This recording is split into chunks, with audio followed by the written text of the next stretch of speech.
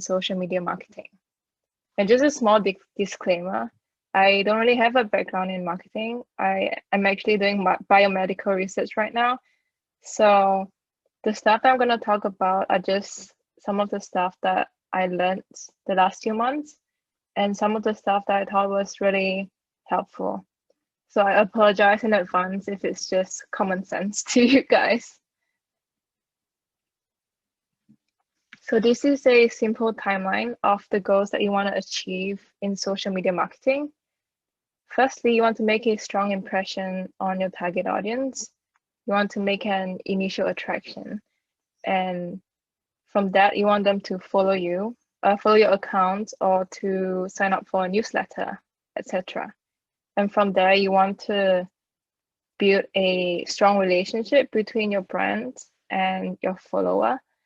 And your end goal will be for them to eventually buy your products or your services. And this timeline may seem really simple. However, in real life, it's actually pretty difficult to achieve, I think, because between each point, the conversion rate is actually very, very small. For example, your page may make an impression or reach 100 or a few thousands of people. However, when it comes down to them actually buying your products, it will be about less than 10% of their number. So yeah, it's really difficult. So how does consistency help in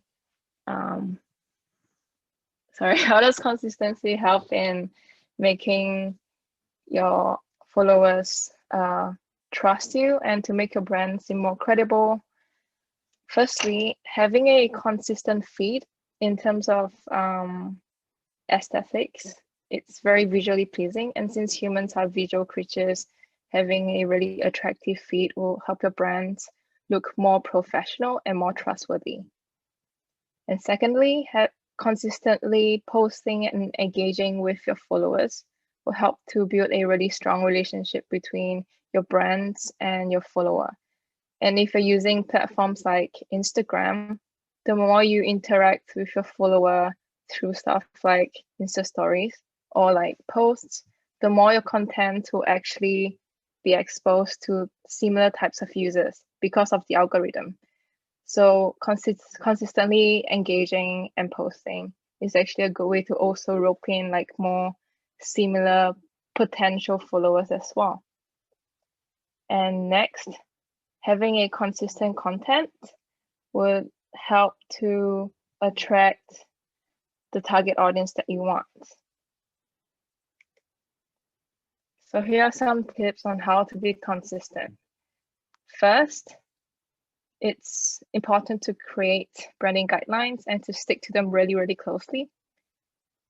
So for example, you can come up with a color scheme or a color palette. And the example that I've posted here is from Come Out English. So for all the graphics that we use on our social media pages for Come Out English, we tend to use these 5 main colors. And in terms of typography, we tend to use the same few fonts as well, so that it will make everything look clean and neat and more professional. And in terms of logo, I'm sure every company will have different rules for that, but for Common Art, I don't really think there are any rules for where to place the logo, I think.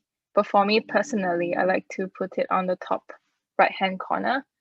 And if the logo conflicts with some of the graphics, I would just put it somewhere else, like the top left-hand corner, or just corners of the graphics I'm making.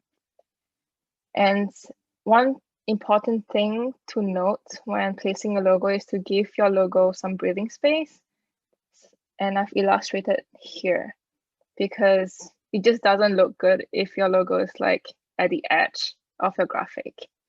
And make sure to use the same dimensions every single time you position your logo. Knowing your brand or company's mission is also really important, as it helps you create relevant content. And this is an example from Come Out Japan. I've stolen this from the website. This is the company mission. And if you want to read more about it, you can check out the website later. I'm just gonna go on to the next page. The second tip is to create a post schedule. Having a post schedule is really, really convenient as it helps you organize everything that you're posting, and it also helps you plan ahead. And it's really useful if you are actually coming up with like a new content series or you're starting a new project.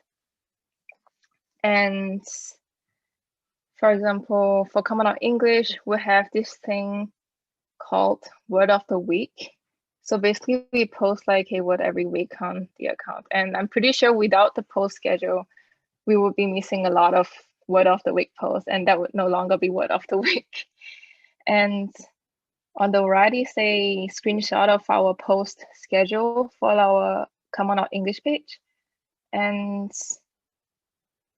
yeah, I hope you can see the text. And we like to distinguish between Instagram stories and Instagram posts. And the green color background thing for each box just means that we've posted the stuff already. So yeah, having a post schedule is just really convenient, and it's also simple to make. We've just used an Excel sheet for this. And next, it is really important to understand your audience as well, because once you know what their preferences are and what they are interested in, it will be really easy for you to create content that they are interested in. And your target audience is also known as a buyer persona. And it will be really useful for you to create a persona portfolio for your brand. And I've posted a link here, which is a really useful website for you to create a user persona for free. And I'm pretty sure there are a lot of different websites out there for you to create a persona. And you may say that you don't really have like real user data to actually create a buyer persona, since you're like for example, if you're like a new brand, a new startup or something like that. But that's fine, because having a hypothetical persona actually is still very useful, since it can serve as a guideline on what to create, like the type of content that you're going to create. And lastly, having content goals and content guidelines are really helpful, as they help to maintain your brand tone. For example, a content goal could be that content created should be educational. And an example of a content guideline could be that you want to use a playful or fun voice, but at the same time still sound very professional. And on the right, I've stolen this from what's the name? Anyway, from one of the Common Out branding guideline accounts. So these are some of the guidelines we have for the different Common Out products.